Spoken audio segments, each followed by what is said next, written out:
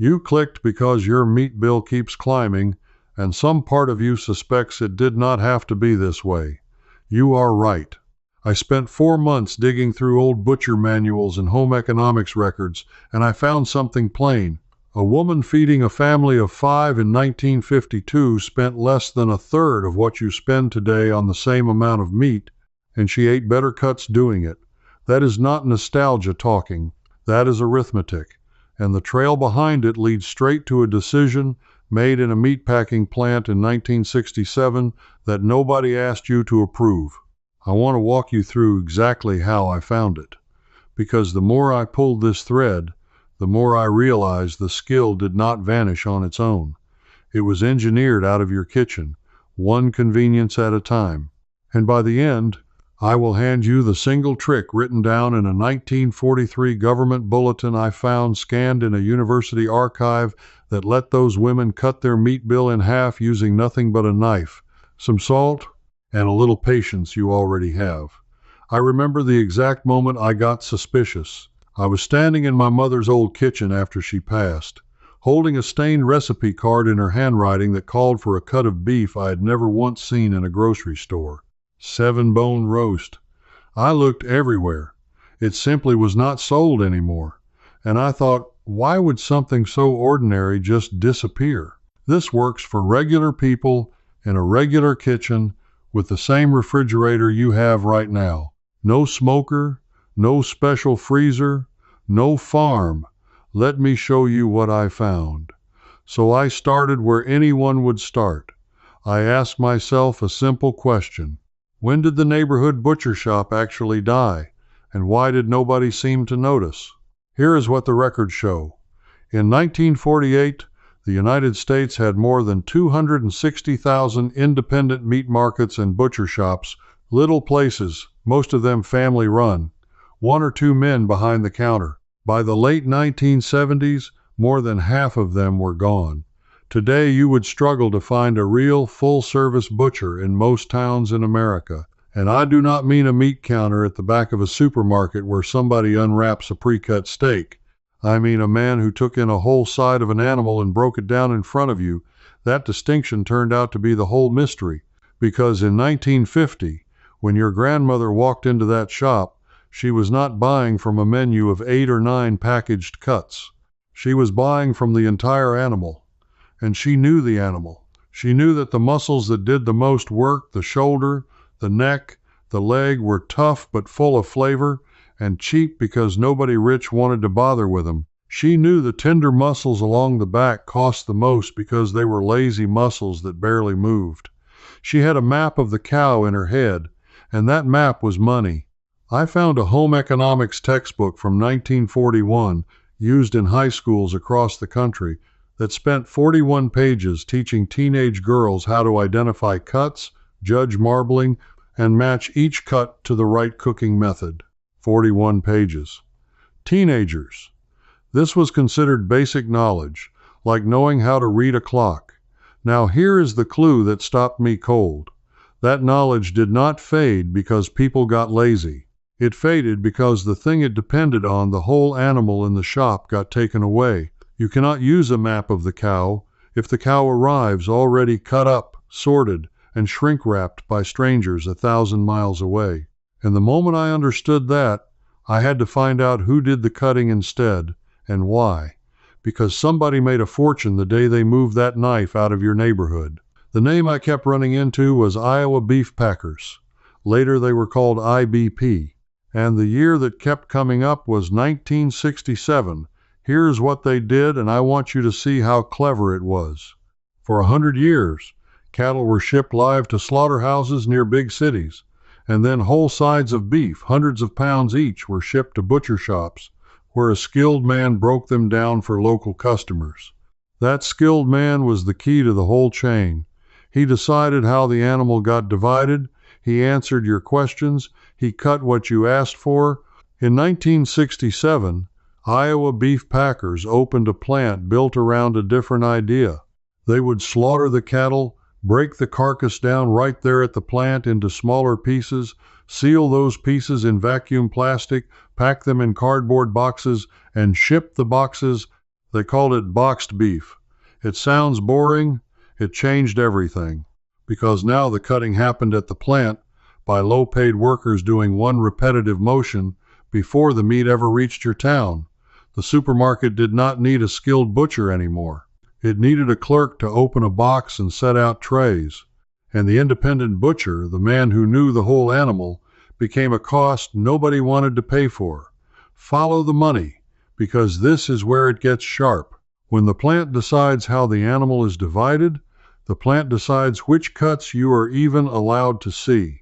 And the plant makes the most profit by turning as much of that animal as possible into the same handful of familiar, packaged products people recognize: steaks, roasts, and above all, ground beef. The odd, cheap, flavorful cuts your grandmother relied on did not fit neatly into a box or a barcode, so a lot of them got thrown into the grinder and sold as hamburger, no matter how good they actually were. Think about what that means for your wallet. A muscle that could have been sold to you as a $2 a pound braising cut got ground up and sold as beef that costs more, while the truly premium cuts got concentrated and priced higher because now they were the only tender option on display. You lost the cheap end and the middle at the same time. You were left choosing between expensive and ground. By 1970, boxed beef was a small share of the market. By the middle of the 1980s, it was the overwhelming majority of how beef moved in this country. And in that same window, the skill to break down an animal, the skill that let a family eat well for less quietly, stopped being taught to ordinary people. Why teach a map when there is no longer a whole animal to read it against? But here is what I could not let go of. If those cheap cuts were really just as good, somebody, somewhere, would eventually notice the waste. And when I found who noticed and what they did about it, I actually said out loud in my own kitchen, "You have got to be kidding me." Let me tell you about the flat iron steak. For most of the 20th century, the shoulder of the cow, the chuck, was considered second-rate. Tough, cheap, good for pot roast and grinding. Inside that shoulder there is a muscle that runs across the shoulder blade. For decades, butchers who found it just cut through it and ground it up, or sold the whole mass as a cheap blade roast, because a tough sheet of connective tissue runs right through the middle of it. Nobody wanted to fight with that. Then, around the year 2000, researchers at the University of Nebraska and the University of Florida did something that had somehow never been done properly before. They funded a full muscle-by-muscle study of the whole animal. They tested each individual muscle for tenderness and flavor, one at a time, instead of judging whole regions. The project was known in the industry as the Muscle Profiling Study, and they found something buried in that cheap shoulder. That muscle across the shoulder blade, once you cut along the tough seam in the middle and remove it, splits into two long strips of meat that rank among the most tender on the entire animal, second only to the tenderloin, the single most expensive cut there is. It had been there the whole time. It had been getting ground into hamburger for generations. They named it the flat iron steak, and it hit menus in the early 2000s. Now sit with what that tells you. It took a university research project, funded and organized in the 21st century, to rediscover a premium steak that was inside every single cow the whole time, being thrown away by a system that had stopped looking. The neighborhood butcher who broke down the whole shoulder by hand had a fighting chance of finding meat like that and selling it cheap to a regular family.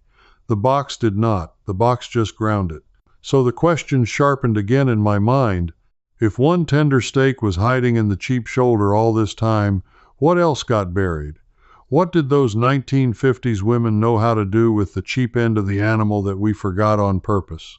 That is exactly the trail I followed next, and it led me to the cuts that are still cheap today, still sitting right there in your store, still passed over by almost everybody. Now, maybe you are thinking this only helps people who can afford to buy a quarter of a cow, or who have a giant freezer in the garage, or who know how to swing a cleaver. I thought the same thing when I started. I was wrong. And I want to pull you back in here because the best of what I found needs none of that. Here is a technique you can use this week with the store you already shop at and the pans you already own. Walk to your meat counter and look for the cuts with the word chuck, the word round, the word shank, or the word brisket on them. Look for oxtail if they have it, and beef cheeks if you are lucky. These are the working muscles. They are almost always the cheapest per pound in the case, often less than half the price of the steaks 2 feet away. And here is the secret those home economics teachers hammered into every girl in 1941. Those tough muscles are tough because they are packed with connective tissue called collagen. And collagen does something magical that lean, expensive muscle can never do. When you cook it low and slow with a little liquid, that collagen melts into gelatin. It turns silky. It bastes the meat from the inside. It gives you that fall-apart, deep, rich texture that no quick-cook steak on earth can match. A tender steak cooked slow just turns to dry string. A tough cut cooked slow turns to velvet. That is the whole trick, and it flips the price tag upside down. You do not need a special pot. A heavy-lidded pot in a low oven around 300 degrees works. A slow cooker works. Even a covered dish with a little broth, cooked gently for a few hours, works. Salt it, brown it if you have time, add a splash of liquid, cover it, and walk away. 3 or 4 hours later, you have a meal that tastes like it came from a restaurant made from the cheapest thing in the store. I tested this myself because I did not want to just repeat old claims. I bought a beef chuck roast for well under half the per-pound price of the ribeye sitting beside it. I cooked it low for 4 hours. My family could not believe it was the cheap cut, and I did the math on that single meal. Feeding 4 people from that chuck cost me roughly the price of feeding 1 person a steak. 1 person versus 4 from the same animal, separated only by knowledge.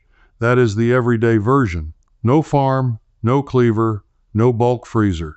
Just knowing which words to look for and refusing to be steered toward the expensive end of the case. Before I keep pulling this thread, I want to tell you where all of this digging actually lives.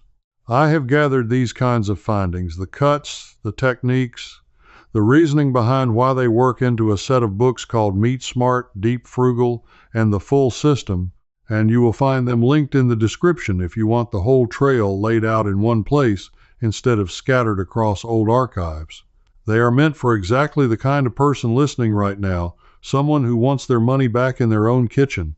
Now let me get back to what those women actually did with the cheap cuts once they had them home, because the braising trick was only the surface of it. But the deeper I went, the more I realized the braising trick was only the surface of it. Because those women were not just choosing cheaper cuts, they were multiplying them. And the way they did it is the part that really got taken from us. Let me explain what I mean by multiplying. When your grandmother bought meat, she rarely bought it for one meal. She bought with a whole week in her head, and she used every part of what she got. I found this laid out in county extension pamphlets from the 1940s and 50s, those little instructional leaflets that agricultural colleges mailed out to farm and town families for free. One from a state extension service that I read walked a homemaker through turning a single large cut into 3 completely different dinners. Here is the logic. A big roast becomes the Sunday centerpiece. The leftover meat, sliced thin, becomes hash or sandwiches or a pot pie on Monday. And the bones, this is the part we threw away, the bones go into a pot of water with an onion and whatever vegetable ends she had saved and simmer into stock. That stock becomes soup, or the base for a gravy, or the liquid that braises the next cheap cut. Nothing left the kitchen is garbage. One purchase stretched across days. Now here is the number that made me put my pen down. Home economics records from that era show that families spent, on average, a much larger share of their income on food than we do, but they wasted almost none of it. Today, study after study estimates that American households throw away somewhere between 30 and 40% of the food they buy. Think about that against your meat bill. If you are wasting even a third of the meat you pay for the trimmed fat that could have flavored a pan, the bones that could have made stock, the leftovers that got shoved to the back of the fridge and forgotten, you are not buying meat for your family. You are buying a third of it for the trash can. The 1950s housewife did not have more money she had less. What she had was a system where nothing was wasted because she understood the whole animal and she planned around it. That system got replaced by convenience, and convenience is expensive precisely because it does the thinking for you and charges you for the privilege. And the bones tell the sharpest part of this story. Go to a fancy grocery store today and look at the price of bone broth in a carton.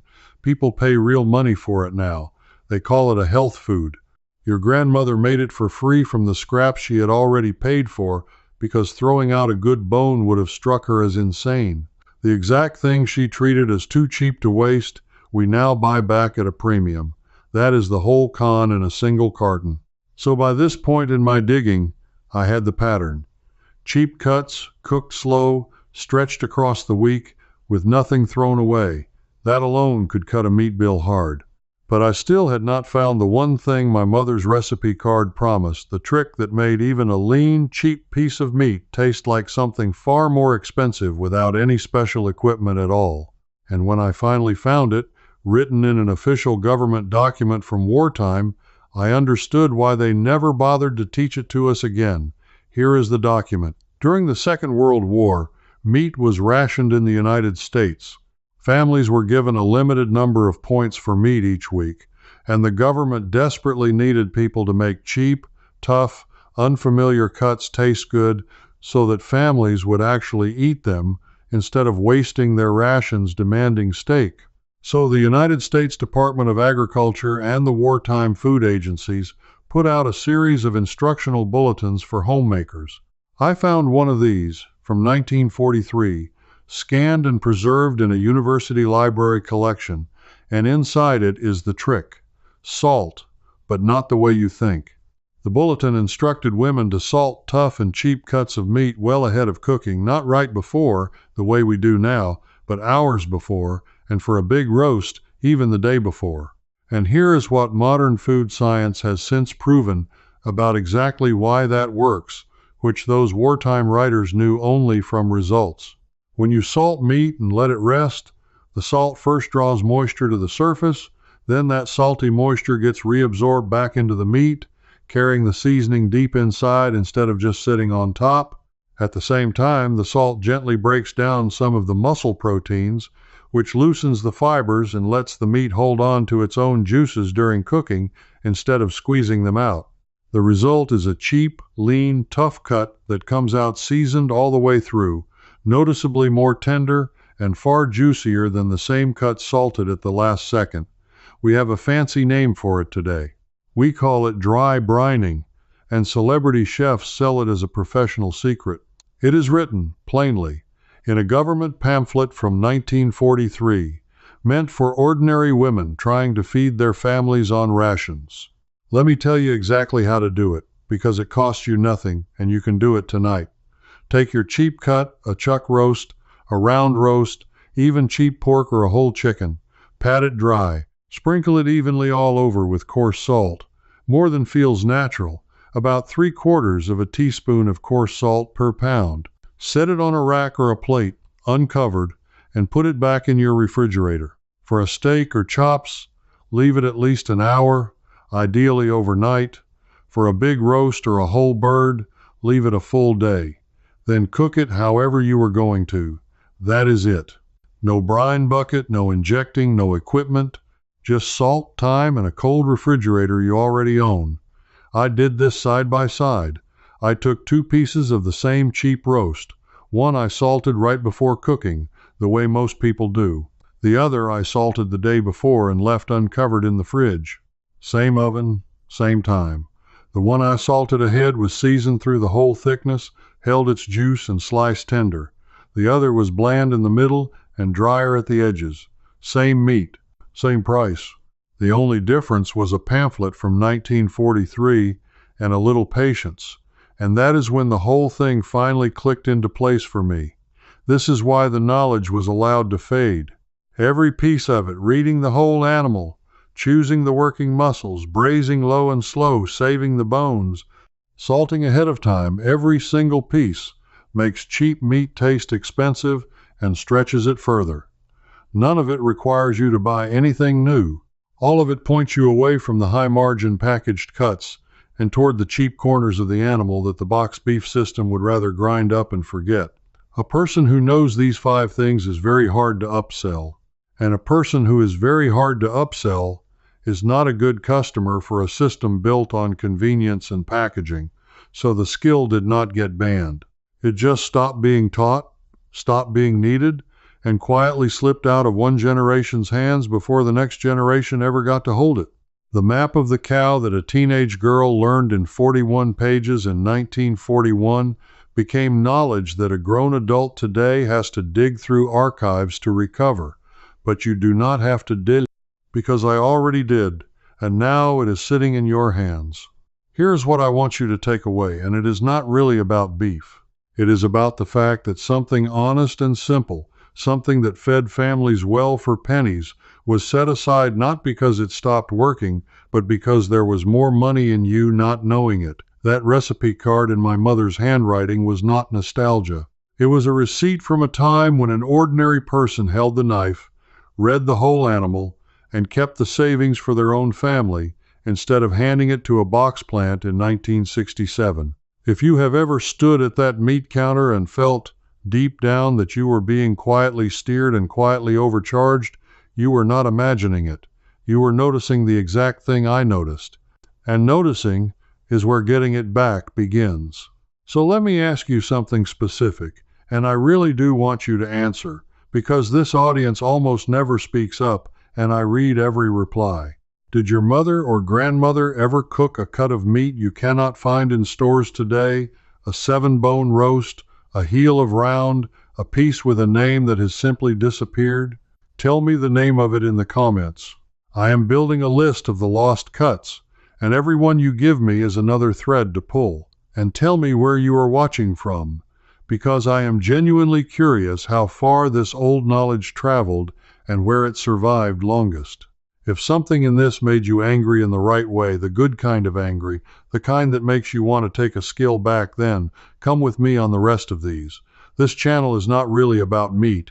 It is about all the plain working methods for your home, your money, and your health that got quietly buried because somebody profited from your forgetting.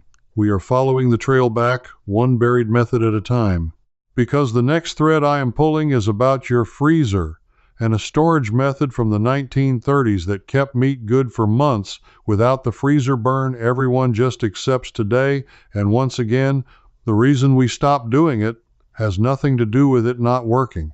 Subscribe and stand with the people getting this knowledge back, and I will see you when the next piece of the trail comes in. Before you go, one thing.